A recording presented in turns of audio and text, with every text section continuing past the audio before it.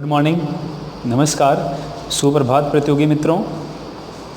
जैसा कि पिछली क्लास में आपको बताया गया था कि आपकी जो अगली क्लास मिलेगी अर्थात जो आज की क्लास है उसमें हमने आपसे कहा था कि हम आपको प्रैक्टिस सेट सॉल्व करवाएंगे जो ग्रामीण परिवेश से संबंधित होगा और इसमें आपको वह क्वेश्चंस मिलेंगे जो मोस्ट इम्पॉर्टेंट हैं, जो अभी तक पिछले एग्ज़ाम्स में पूछे गए हैं।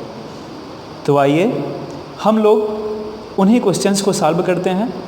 तो सब लोग लाइव आइए, जल्दी जल्दी आप लोग लाइव आइए और क्वेश्चंस का जवाब साथ में देते रहिए।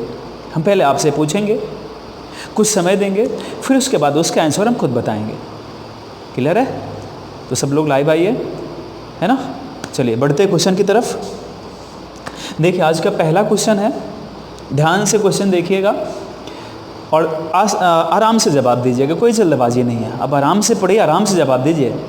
देखिए पहला क्वेश्चन कह रहा कि गांव में जल प्रदूषण का कौन सा स्रोत नहीं है। बिल्कुल, देखिए इसमें होता क्या भैया, ग्रामीण परिवेश में काफ़ी कुछ चीज़ें ऐसी होती हैं कि हम अगर उसके बारे में जितना सोच पाते हैं वो क्वेश्चन हमारे लिए उतना आसान हो जाता है। जैसे देखिए सीधे सीधे क्वेश्चन पूछा भैया, गांव में जल प्रदूषण का कौन सा स्रोत नहीं है। बिल्कुल, भूमि कटाव ये तो होगा ही होगा भाई, कहीं पर भी जल इकट्ठा हुआ है, भूमि कट गई तो जल प्रदूषण तो होना ही होना है ना, भूमि कटाव। अगला भैया लाउड स्पीकर के द्वारा ध्वनि।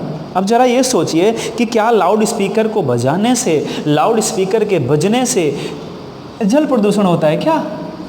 नहीं होता है ना भैया।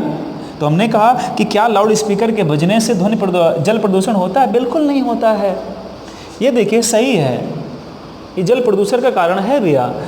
ये देखिए नहीं है। अगला देखिए दिया गया, पशुओं के जलाशयों में नहाने से, क्या पशुओं के जलाशयों में नहाने से भी जल प्रदूषण होता है? बिल्कुल होता है भाई। उनके शरीर पर जो उनके शरीर पर मिट्टी और जो भी उनका मलमूत्र जो भी लगा होता है वो जल में ही तो जाएगा, तो उनके नहाने से भी तो जल प्रदूषण होगा। तो ये भी सही हो जाता हमारा। अगला, मानव अवशिष्ट एवं वहित मल द्वारा। मानव जो अवशिष्ट, जैसे घर का भैया गंदा पानी निकलता रहता है ना, घर की नालियाँ भैया कहीं ना कहीं जलाशय से तो जुड़ी होती हैं, इनके द्वारा भी क्या होगा? जल प्रदूषण होगा। देखिए आपको स्पष्ट है कि लाउड स्पीकर के द्वारा कोई जल प्रदूषण नहीं होता है। तो ऑप्शन हमारा कौन सा सही हो जाएगा भैया? बी ऑप्शन सही हो जाएगा। कौन सा हो जाएगा? बी ऑप्शन सही हो जाएगा, बिल्कुल सही जवाब। चलिए अगले क्वेश्चन की तरफ बढ़ते हैं। अगले क्वेश्चन की तरफ बढ़ते हैं। देखिए अगला क्वेश्चन भी बहुत आसान है। दिया गया है, एक पक्का बीघा किसके बराबर होता है? तो आप जरा सा रिवाइंड करिए, जब आपको हम भैया भूमि पैमाइश बता रहे थे। देखिए वह लोग जो नए हैं, जो पहली बार हमारा लाइव वीडियो देख रहे हैं, वो भैया सब्सक्रिप्शन बॉक्स में जाकर सर्च कर लेंगे, वहाँ पर हमने भूमि पैमाइश बाकायदा पढ़ाई है, तो इसको पढ़ लेंगे वहाँ से। तो आइए क्वेश्चन सॉल्व करते हैं। तो देखिए भैया कहा गया एक पक्का बीघा किसके बराबर होता है? एक वर्ग जरीब के, 3250 वर्ग गज के, 20 विश्वांसी के, इनमें से कोई नहीं। आप जरा याद करिए, हमने आपसे कहा था भैया कि अगर कहीं भी आपसे पूछे, कहीं भी अगर आपसे पूछे जरीब शब्द जहाँ भी आ जाए वो बीघे के बराबर हो जाता है। एक जरीब बराबर क्या होता है भैया? एक वर्ग जरीब बराबर एक बीघा। तो कौन सा ऑप्शन सही हो जाएगा आपका? पहला ऑप्शन सही हो जाता है। जबकि 3250 वर्ग गज नहीं होता है। देखिए हमने बताया था कि 55 गुणे 55 करेंगे तब जाके एक बीघे की माप निकलती है वर्ग गज में। तो ये हम करेंगे तो लगभग 3025 वर्ग गज कितना होता है भैया? 3025 वर्ग गज होता है। क्लियर हुआ? ठीक है, क्वेश्चन आराम से पढ़िएगा, ध्यान से पढ़िएगा। देखिए कई बार भैया जब हम एग्जाम दे रहे होते हैं तो कई बार ऐसा होता है कि उसी क्वेश्चन में ही आंसर छुपा होता है, उसी क्वेश्चन में ही जवाब होता है, लेकिन हम जल्दबाजी में क्वेश्चन को गलत करके चले आते हैं। चलिए अगले क्वेश्चन की तरफ बढ़ते हैं, तीसरे क्वेश्चन की तरफ। और हमने कहा जितने क्वेश्चन हम आपको बताएंगे भैया सब मोस्ट इंपॉर्टेंट क्वेश्चन हैं। अगला देखिए तीसरा क्वेश्चन कह रहा है भैया, पारंपरिक मापन इकाई जरीब निम्नलिखित में से किसके बराबर होती है? जरीब को भैया चेन नाम से भी जाना जाता है। जरीब को चेन के नाम से भी जाना जाता है। किस नाम से जाना जाता है भैया? चेन के नाम से भी जाना जाता है। तो दिया गया है जरीब निम्नलिखित में से किसके बराबर होती है? बिल्कुल, अब देखिएगा पहला दिया गया भैया 66 फीट, क्या कह रहा है भैया 66 फीट। जरीब की बात कीजिए 1 बीघा ना भैया, तो कितना होगा 1 बीघा, कितना होगा 20 बिस्वा ही तो होता है 1 बीघा, है ना। जरीब निम्नलिखित में से किसके बराबर है, 20 बिस्वा होता है। तो देखिए यहाँ पर 66 फीट भी तो सही होगा, 66 फीट भी सही होगा ना भैया। अब देखिए 1 वर्ग गज में 3 फीट होता है, कितना होता है 3 फीट होता है ना भैया। भाई 1 गज में कितना फीट होता है 3 फीट होता है, ये तो होता है 1 गज में 3 फीट, क्लियर हुआ। और जरीब पूछ रहा ना भैया, तो हमने कहा 1 बीघा बराबर 1 वर्ग जरीब, तो अगर मल्टीप्लाई करेंगे तो कितना निकल के आता है 66 निकल के आता है, ये भी सही है ना। फीट में करेंगे कितना होगा 66 फीट तो आएगा, क्लियर हुआ। चलिए अगला आता भैया 22 गज, बिल्कुल सही, ये भी सही होगा। देखिए 22 गज भी तो होगा कि नहीं होगा, 22 गज है, 22 गज भी होगा ना। अब जरा से इसको आप, ये आंसर आप जरा सा आप पीछे रिवाइंड करके देखिएगा और जरा सा खुद आप कमेंट बॉक्स में आंसर करके बताइए कि कौन सा सही होगा, उसके बाद हम क्लियर करते हैं। जल्दी आंसर करके बताइए भी, उसके बाद क्लियर करते हैं इसमें क्या सही होगा। अब देखिए 22 गज भी होगा, चलिए 22 गज भी होगा, 100 कड़ियाँ भी होंगी, तो तीनों सही है ना। तो आंसर कौन से हो जाएगा भैया, सभी। अब देखिए 100 कड़ियाँ क्या, नहीं समझ पा रहे हैं 100 कड़ियाँ क्या है। जब बीघे की बात आती है भैया, जब बीघे की बात आती है, जब कड़ी की बात आए तो 10 कड़ी इधर 10 कड़ी इधर। जब कड़ी में बीघे की माप पूछे, जैसे आपने कहा था ना, इधर आपने बताया था 55 वर्ग गज, 55 वर्ग गज यही तो बताया था। लेकिन जब कड़ी की बात करें भैया तो 10 कड़ी इधर 10 कड़ी इधर, तो 10 गुणे 10 कितना हो जाता है 100 कड़ी, कितना हो जाता है भैया 100 कड़ियाँ, तो 100 कड़ियाँ बराबर 1 बीघा होता है, तो ये भी हमारा सही है। तो देखिए ये सब समझ में आए तो ना, ये सभी सही है, क्लियर हुआ।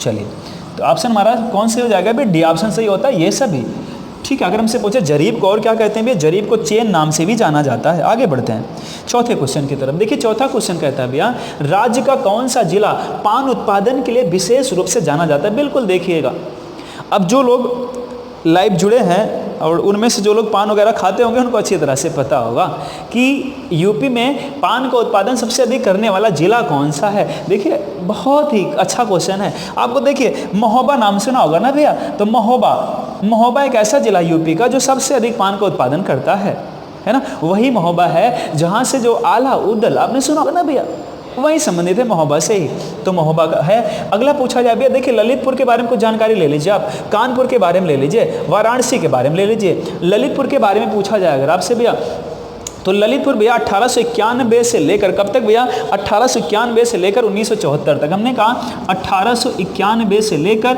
1974 तक जो ललितपुर था भैया, ये झांसी का हिस्सा था। कहाँ का हिस्सा था भैया, झांसी का हिस्सा था, अगर हमसे पूछा जाए। और यहीं पर देखिएगा, यहीं पर कुछ स्थल भी मिलते हैं। क्या मिलते भैया, यहीं पर कुछ स्थल मिलते हैं, जैसे कौन कौन सा, देवगढ़ और माता टीला। आपने नाम सुना होगा ना भैया, देवगढ़ और माता टीला इसी के आसपास स्थित है ना, इसी के पास में। अगर हमसे पूछा जाए कि ललितपुर के पास में क्या है, तो देवगढ़ माता टीला यहीं पर है। अगली बात कीजिए कानपुर को, तो कानपुर को भैया उद्योग नगरी क्या कहते हैं भैया, कानपुर को यूपी की उद्योग नगरी के नाम से भी जाना जाता है। किस नाम से जाना जाता है भैया, उद्योग नगरी। और क्या कहते हैं यूपी को कानपुर को भैया हमने कहा कानपुर को उद्योग नगरी। और क्या कहते हैं, उत्तर का मानचेस्टर क्या कहते हैं, याद रखिएगा, यूपी की उद्योग नगरी कानपुर और उत्तर का मानचेस्टर किसे कहते हैं भैया, यूपी को कहते हैं। लेकिन अगर पूछे पूरे भारत का मानचेस्टर किसे कहते हैं भैया, तो पूरे भारत का किसे कहते हैं भैया, अहमदाबाद को।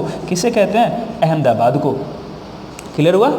चलिए अगर पूछे भैया कि यूपी का मानचेस्टर का मतलब होता है भैया जहाँ पर कपड़े का उत्पादन, कपास का उत्पादन होता हो, उसे मानचेस्टर बोला जाता है। तो उत्तर का कानपुर, पूरे भारत का अहमदाबाद। इतना क्लियर हुआ। वाराणसी की बात की जाए भैया, तो वाराणसी तो अपने आप में खुद ही फेमस है। वाराणसी को भैया विश्वनाथ नगरी, वाराणसी को विश्वनाथ नगरी, घाटों का नगर, ये सब किसे कहते हैं भाई, विश्वनाथ नगरी, घाटों का नगर,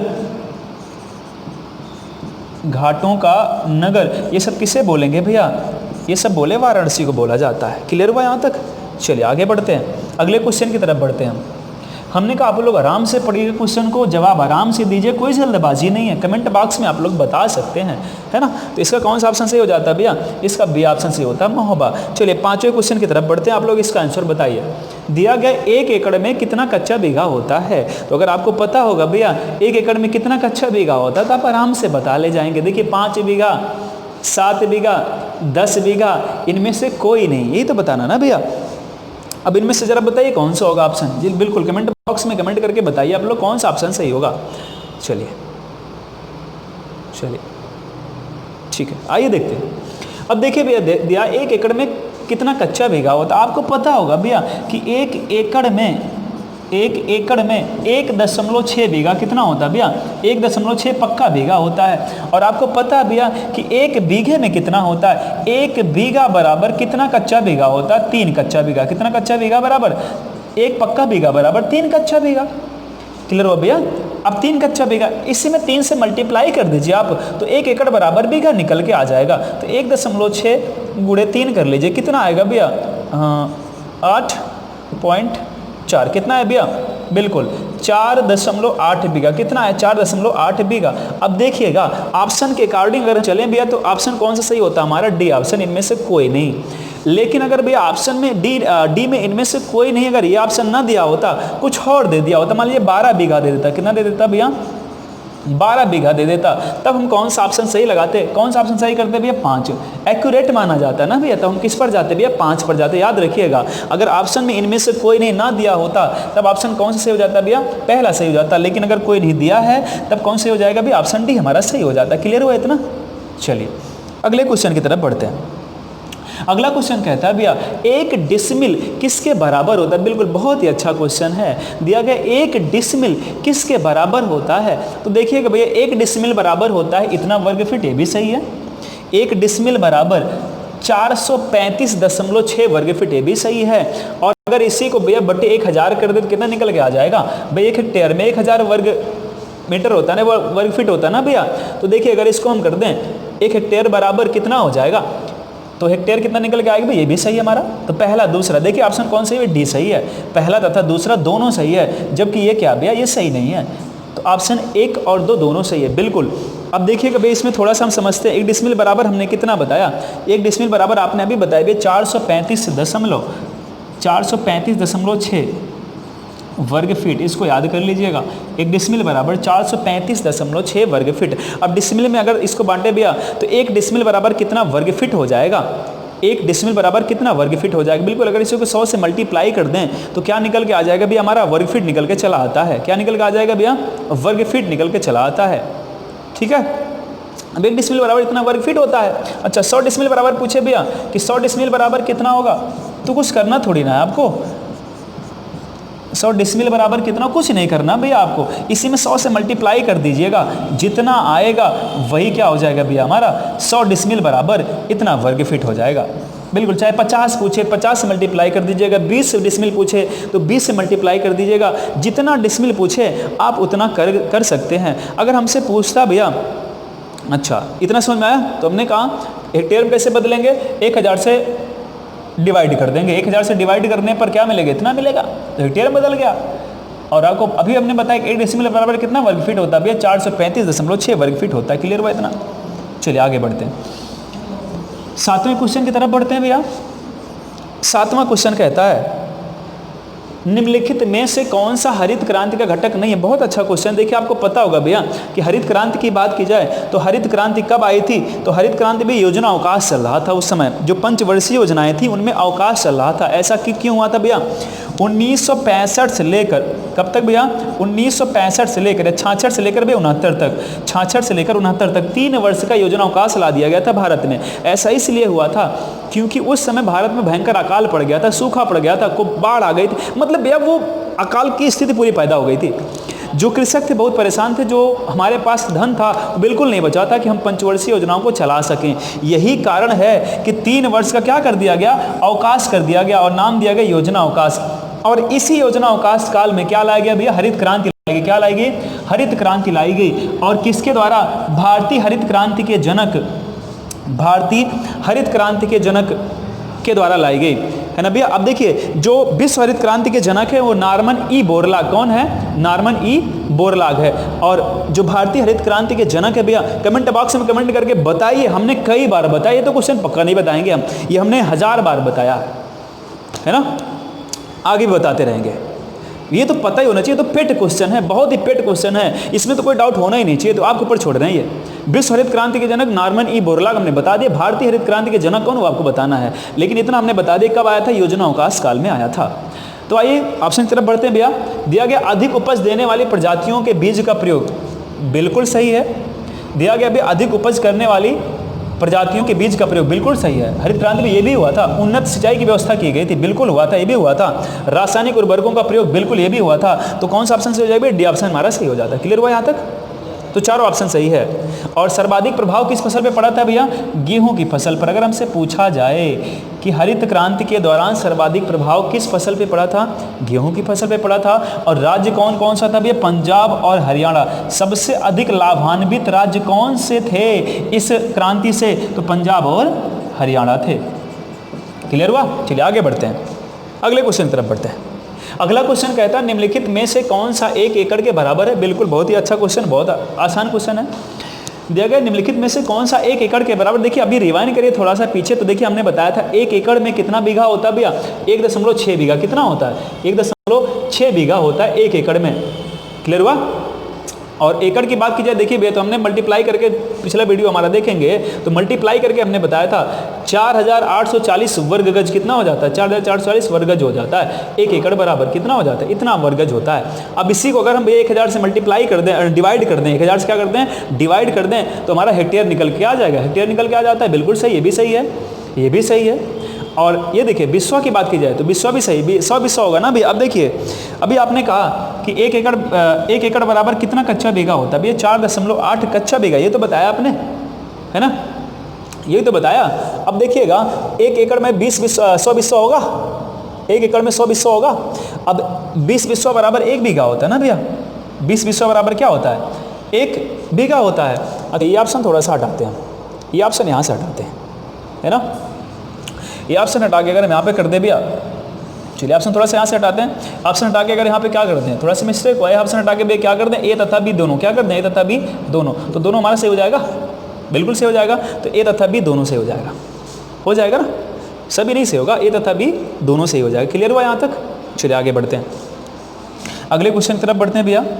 देख कहीं भी किसी भी क्वेश्चन में कोई भी डाउट हो कमेंट बॉक्स में आप तुरंत बोलिए कि सर ये नहीं समझ में आया, हम कमेंट बॉक्स में बिल्कुल उसको तुरंत बता दिया करेंगे, ठीक है ना। लेकिन आप लोग लाइक और कमेंट जरूर करते रहें। चलिए अगला क्वेश्चन की तरफ बढ़ते हैं भैया। अगला क्वेश्चन कहता है टेरा का मान कितना होता है। बिल्कुल, अब देखिए इसको हम ग्राफ के साथ बता देंगे आपको किसका मान कितना होता है। देखिए टेरा का मान कितना होता है, तो देखिए कुछ लोगों को पता होगा, कुछ लोग हो सकता है ना पता हो, तो जिनको पता है वो लोग बताएं कमेंट बॉक्स में, कमेंट करके कितना होता है। जी बिल्कुल बताइए।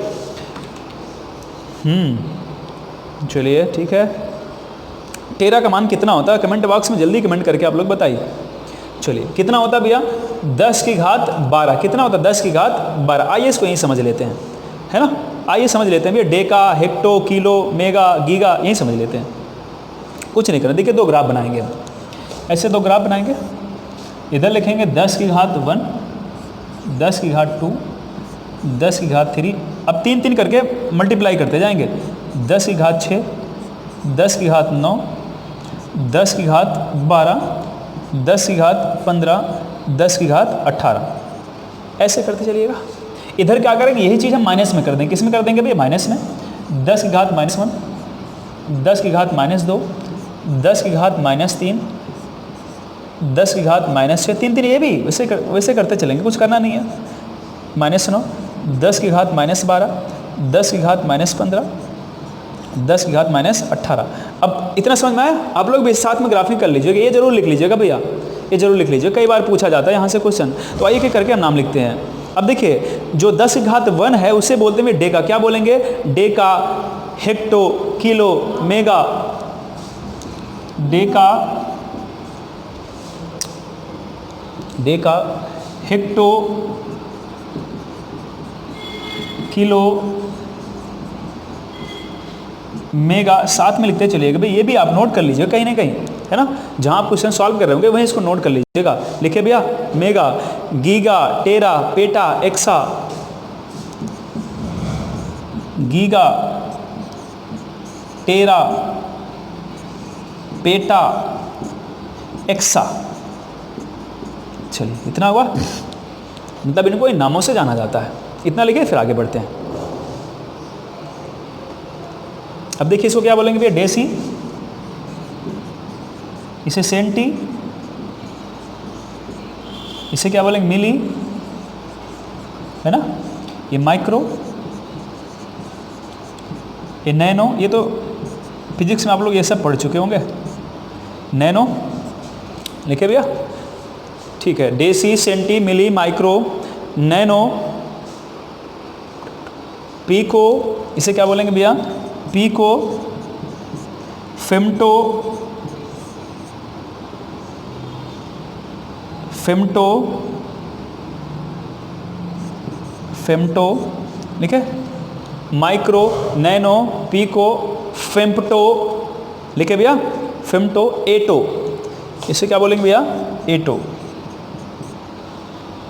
क्लियर हुआ?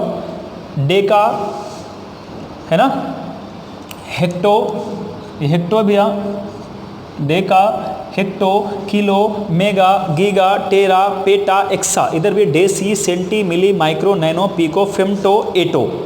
क्लियर हुआ? चलिए अगले क्वेश्चन तरफ बढ़ते हैं भैया। अगला क्वेश्चन कहता है भैया एक सिकंदरी गज कितने सेंटीमीटर के बराबर होता है। आपको पता होगा भी, जब हिस्ट्री आप पढ़ेंगे तो उसमें सिकंदर ने एक गज सिकंदरी की स्थापना की थी। एक भूमि की पैमाइश के लिए एक पैमाना बनाया था उसने, उसको बोला गया गज ए सिकंदरी। क्या बोला गया भैया, गज सिकंदरी बोला गया, है ना। चलिए अब इसमें देखिए दिया गया भाई गज सिकंदरी कितने सेंटीमीटर के बराबर होता है। अब देखिए आप लोग ये सब नहीं जानते होंगे तो नहीं जान पाएंगे। आइए इसको क्लियर करते हैं, गज सिकंदरी क्या होता है। एक सिकंदरी गज बराबर होता है भैया 30 इंच। कितना होता है भैया, आइए इसको क्लियर करते हैं। एक सिकंदरी गज बराबर कितना होता है भैया, एक सिकंदरी गज बराबर 30 इंच। कितना होता है भैया, 30 इंच होता है। क्लियर। अब जब एक सिकंदरी गज बराबर 30 इंच होता है भैया, आपको पता है 1 इंच बराबर कितना होता है, 1 इंच बराबर 2.54 सेंटीमीटर। ये तो होता है भैया 2.54 सेंटीमीटर। अब सेंटीमीटर हमको निकालना भी है, तो हमने कहा एक सिकंदरी गज बराबर 30 इंच, 1 इंच बराबर इतना, तो इसी को मल्टीप्लाई कर लीजिए, सेंटीमीटर में निकल के चला आएगा। तो 30 इंटू 2.54, इसी को आप मल्टीप्लाई कर लीजिए, जितना आएगा वही क्या हो जाएगा हमारा भैया सिकंदरी गज के बराबर हो जाएगा। देखिए कितना निकल के आएगा, समथिंग भैया 76.20, ये निकल के आएगा ना, इतना सेंटीमीटर। ये आंसर हमारा हो जाएगा। तो ऑप्शन कौन सही हो जाएगा भैया, ऑप्शन ए हमारा सही हो जाता है। क्लियर हुआ? कुछ नहीं करना आपको, हमने कहा एक सिकंदरी गज बराबर 30 इंच और 1 इंच बराबर 2.54 सेंटीमीटर।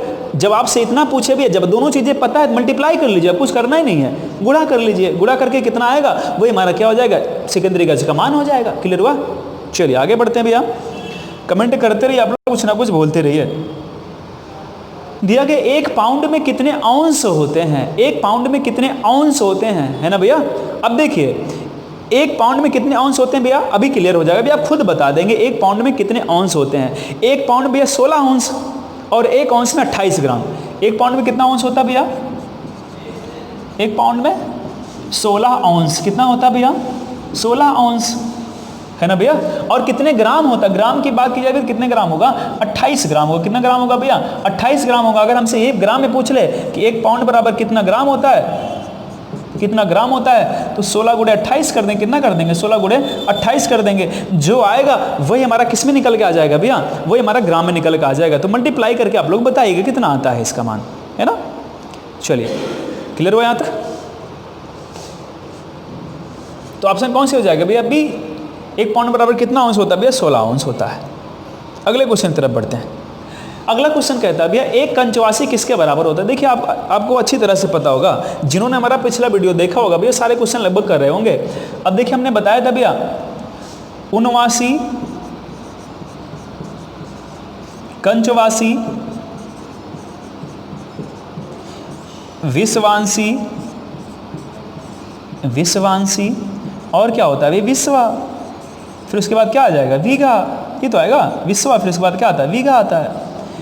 तो हमने कहा था इसमें 20 का अंतर, इनमें 20 का अंतर, इसमें 20 का अंतर, इसमें 20 का अंतर, अर्थात 20 79 बराबर 1 कंचवासी, 20 कंचवासी बराबर 1 विश्वांसी, 20 विश्वांसी बराबर 1 विश्वा, 20 विश्वा बराबर 1 बीघा। तो देखिए क्वेश्चन पूछा भैया 1 कंचवासी किसके बराबर होता है। बिल्कुल आसान है, कमेंट बॉक्स में कमेंट करके बताइए 1 कंचवासी बराबर किसके बराबर होता है, 20 79 बराबर होगा। क्लियर हुआ? चलिए अगले क्वेश्चन तरफ बढ़ते हैं। अगला क्वेश्चन कहता है भाई उत्तर प्रदेश में कितने भूभाग पर कृषि की जाती है। बिल्कुल बहुत ही अच्छा क्वेश्चन है। अब ये तो एक डाटा भी, एक आंकड़ा निकलता है जो हमको हर बार पढ़ना होगा। जितनी बार रिपोर्ट आएगी हमको हर बार पढ़ना होगा कि कितने भूभाग पर कृषि की जाती है। तो वर्तमान भूभाग की बात की जाए भैया तो उत्तर प्रदेश के 70.64%, लगभग कितना भैया 70.64% भूभाग पर क्या होती है, कृषि होती है। क्लियर हुआ, ये डाटा होता भी हमको हमेशा पढ़ना होगा। इसमें कोई मैथ नहीं लगा सकते, कोई ट्रिक नहीं लगा सकते, हमें पढ़ना ही पढ़ना है। अगले क्वेश्चन की तरफ बढ़ते हैं। अगला क्वेश्चन कहता है भैया एक गट्ठा में कितना इंच होता है। बहुत ही अच्छा क्वेश्चन है। एक गट्ठे में कितना इंच होता है, जरा याद करिए, हमने आपको बताया था भैया कि एक गट्ठा बराबर हमने बताया था भैया 8 फुट 3 इंच, यही तो बताया था, 8 फुट 3 इंच। क्लियर हुआ। अब देखिए भैया आपको पता है कि 1 फुट बराबर 12 इंच, ये तो होता है 1 फुट बराबर 12 इंच। तो मल्टीप्लाई कर लीजिए आप, 12 गुणे 8 कर लेंगे तभी इंच में निकल आएगा ना भैया। 12 गुणे 8 प्लस 3 इंच, यही तो कर लीजिए आप। बिल्कुल 12 8 96 और प्लस 3 कितना हो जाएगा 99 इंच, ही तो हो जाएगा 99 इंच। ऑप्शन देखिए कौन से हो जाएगा भैया, बी ऑप्शन कौन से हो जाता है भैया, बी ऑप्शन हमारा सही हो जाता है। क्लियर हुआ भैया। चलिए आगे बढ़ते हैं। अगला क्वेश्चन कहता है भैया चंद्रशेखर आज़ाद कृषि एवं प्रौद्योगिकी विश्वविद्यालय कहाँ पर है। बिल्कुल बहुत ही अच्छा क्वेश्चन। देखिए अगर जिन्होंने यूपी कृषि पढ़ा होगा भैया उनको हमने बताया था चंद्रशेखर आज़ाद कृषि एवं प्रौद्योगिकी विश्वविद्यालय कहाँ पर है। तो देखिए हमने आपको बताया था भैया कि यूपी में कितने विश्वविद्यालय हैं। तो हमने आपको देखिए बताया था भैया कि 4 विश्वविद्यालय हैं, एक डीम्ड विश्वविद्यालय है, एक क्या है डीम्ड विश्वविद्यालय है। तो डीम्ड वाला भैया इलाहाबाद में है ना। जो चंद्रशेखर आज़ाद विश्वविद्यालय कहाँ पर, मेरठ में। कहाँ पर भैया, मेरठ में। कानपुर में है, कहाँ पर है, एक कानपुर में है। कानपुर में कौन सा भैया, सरदार वल्लभ भाई पटेल, सरदार वल्लभ भाई पटेल कृषि एवं प्रौद्योगिकी विश्वविद्यालय। अच्छा मेरठ में, कहाँ पर भैया ये मेरठ में है। अभी देखिए जो चंद्रशेखर आज़ाद ना कृषि एवं प्रौद्योगिकी विश्वविद्यालय, क्लियर है। अब देखिए कहाँ पर भी, कानपुर, थोड़ा सा देखिएगा मिस्टेक हुआ। चंद्रशेखर आज़ाद ये कहाँ पर भैया, कानपुर में है। कहाँ पर है, कानपुर में है ना। मेरठ में कौन सा भैया, सरदार पटेल, सरदार पटेल कृषि एवं प्रौद्योगिकी विश्वविद्यालय कहाँ पर है, मेरठ में है। इलाहाबाद की बात कीजिए तो हम देखिए हमने बताया था जो डीम्ड विश्वविद्यालय है कृषि को, कहाँ, इलाहाबाद में है। उसका नाम ये सैम हिगिनबॉटम करके बताया गया था ना, याद करिए जरा सा आप, ये तो आपको बताया गया था सैम हिगिनबॉटम, सैम हिगिनबॉटम। इसको चाहे तो आप लिख भी सकते हैं Sam Higginbottom institute of agricultural technology and sciences, institute of लिख भी सकते हैं भैया, institute of agricultural and technical sciences, है ना। ये कहाँ पर भैया, साइंसेज, ये कहाँ पर है, इलाहाबाद में है। क्लियर हुआ। तो मेरठ में सरदार पटेल, कानपुर में चंद्रशेखर आज़ाद और इलाहाबाद में सैम हिगिनबॉटम का हो गया। आगरा की बात की जाए भैया तो आगरा अपने आप में खुद ही मशहूर है। यहाँ पे विश्व प्रसिद्ध जो ताजमहल है, जो कि हमारा कितने अजूबे में भैया, 8 अजूबों में शामिल, लगभग एक अजूबा अभी नया देखिए बात चल रही है तो अभी साथ ही बताएंगे, तो उसमें शामिल है, आगरा शामिल है। आगरा को पेठा नगरी, जहाँ पर सुलहकुल उत्सव मनाया जाता है, ये सब कहाँ होता है भैया, आगरा में होता है। सुलहकुल उत्सव भैया हिंदू मुस्लिम की एकता के लिए मनाया जाता है, सुलहकुल उत्सव। आगे बढ़ते हैं अगले क्वेश्चन की तरफ। दिया गया 1 हेक्टेयर का मान निम्नलिखित में से कितना है। बिल्कुल बहुत ही अच्छा क्वेश्चन है। 1 हेक्टेयर का मान भैया निम्नलिखित में से कितना है। देखिए आपको बताया गया था भैया, जब वर्ग मीटर में पूछे तो आपको बताया गया था बहुत अच्छी तरह से कि 100 वर्ग मीटर इधर, 100 वर्ग मीटर इधर, लंबाई चौड़ाई भैया 100 होती है। इसको मल्टीप्लाई कर लेंगे कितना निकल के आएगा भैया, ये तो निकल आएगा बिल्कुल 10,000 वर्ग मीटर। कितना हो जाएगा भैया, 10,000 वर्ग मीटर। ऑप्शन सी हमारा सही हो जाता है। इतना क्लियर हुआ। चलिए अगले क्वेश्चन की तरफ बढ़ते हैं।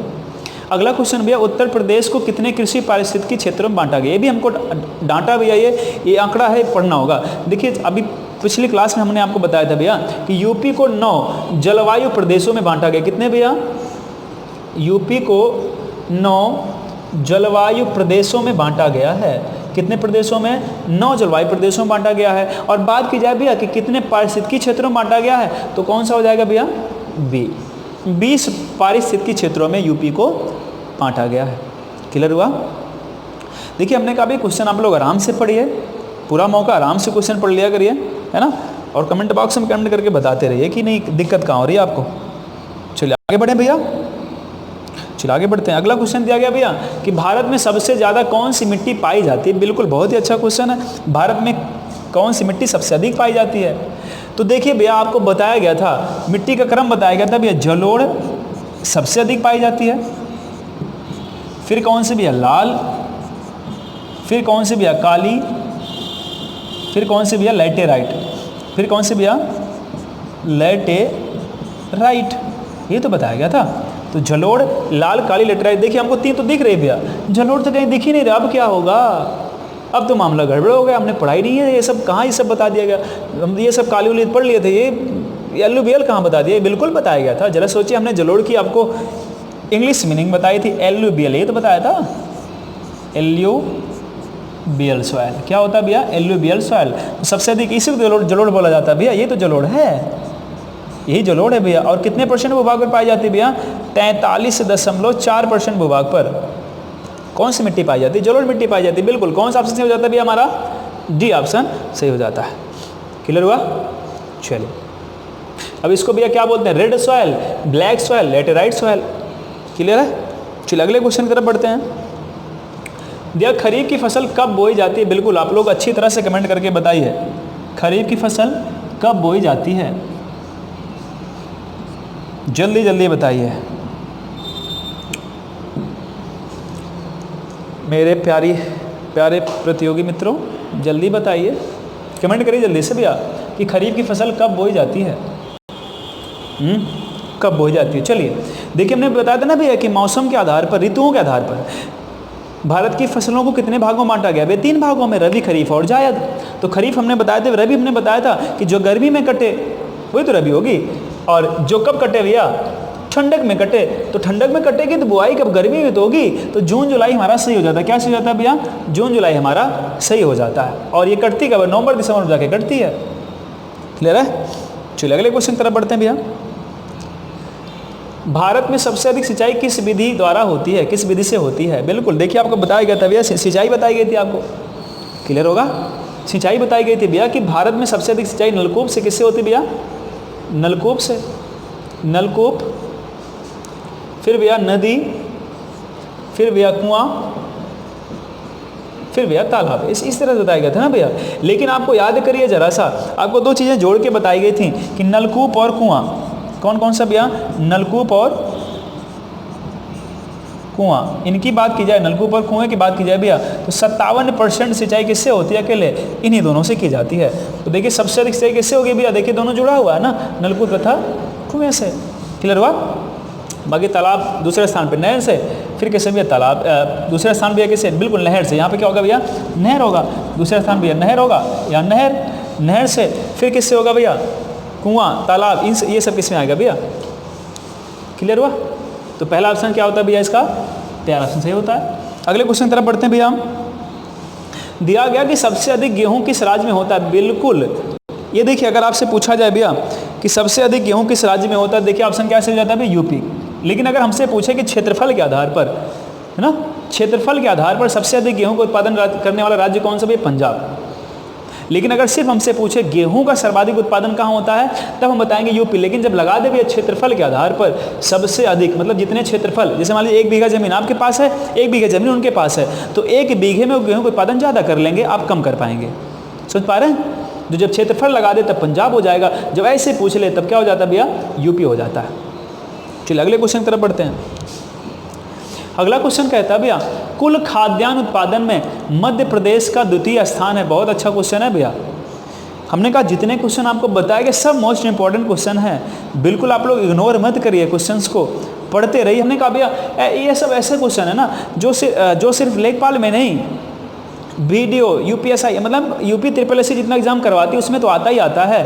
आपको टेट सेटेट में भी ये सब क्वेश्चन आप डाल दिए जाते हैं कभी ना कभी, है ना भाई। यूपी टेट देंगे, यूपी सेटेट देंगे तो वहाँ कहीं ना कहीं डाल ही दिया जाता है। अब देखिए हमने कहा भैया कुल खाद्यान्न उत्पादन में मध्य प्रदेश का द्वितीय स्थान है, तो यूपी का कौन सा स्थान होगा, या यूपी कौन सा स्थान है? बिल्कुल, जब भैया मध्य प्रदेश का द्वितीय है तो यूपी कौन सा होगा? पहला है। यूपी का स्थान कौन सा भैया? पहला है। और यूपी की मुख्य खाद्यान्न फसल कौन सी है? गेहूँ। कौन सी भैया? गेहूँ। यूपी की मुख्य खाद्यान्न फसल है भैया गेहूँ, और नकदी फसल कौन सी है? गन्ना। क्लियर हुआ? चलिए आगे बढ़ते हैं, आगे बढ़ते हैं। चलिए अगला क्वेश्चन कहता है भैया कि यूपी में किसान मित्र मित्र योजना कब शुरू की गई? बिल्कुल, बहुत ही अच्छा क्वेश्चन है, बहुत ही इंपॉर्टेंट क्वेश्चन भैया ये, कि यूपी में किसान मित्र योजना कब शुरू की गई? आप लोग कमेंट बॉक्स में कमेंट करके बताइए। ये सारी चीज़ें आपको बताई गई हैं पिछले कहीं ना कहीं वीडियो में, तो आप लोग बताते रहिए भैया कब की गई यूपी में किसान मित्र योजना की शुरुआत कब की गई? तो कब की गई देखिए, एक्चुअल डेट तो नहीं दी गई भैया, लेकिन कब हुई 2001 में। और कब हुई 2001 में? 18 जून 2001 को कब की गई भैया? 18 जून 2001 में की गई। क्लियर हुआ? तो ऑप्शन कौन सी हो जाता है भैया? पहला ऑप्शन इसका सही हो जाता है। अगला आता है यूपी में अफीम उत्पादन के प्रमुख जिले हैं। ठीक है, क्वेश्चन आराम से पढ़िएगा। दिया गया कि यूपी में अफीम उत्पादन के प्रमुख जिले हैं। देखिए, वाराणसी तथा गाजियाबाद, अगर आपने पढ़ा होगा ये तो बिल्कुल नहीं है,